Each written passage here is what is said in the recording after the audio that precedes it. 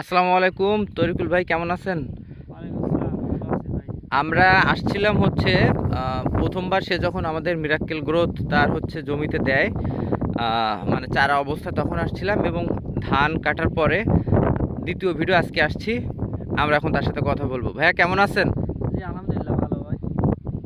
ভাই ধানের ধান অবস্থা কি? ধানের অবস্থা আলহামদুলিল্লাহ অনেক অনেক ভালো। জি, আপনি এই যে আমরা তার হাতে ধান দেখতে পাচ্ছি। আপনি তো প্রথমে আসছিলেন, জি জি। যখন রয়ে গেছিলাম তখন পাতা সংকটের কারণে এক কাটি করে দিয়েছিলাম কোনো রকম। মানে মানে খুব অল্প করে দিছিলেন। একেবারে কম, এবং পাশের জমিওয়ালারা কয় যে ভাই তুমি কি করি যাও, এ কি এর কি হইতে চাও না নাকি? তো আমি বললাম দেখি পাতা তো কম হয়েছে, আর এবার একটা মানে জাদুকরি একটা ওষুধের সন্ধান পাইছি, এখন সেটা ব্যবহার করি, দেখি আল্লাহ কী অবস্থা করে দেখি। সেইভাবে আমি মিরাকেল গ্রোথ যেভাবে নিয়ম 2 বার ব্যবহার করতে হবে।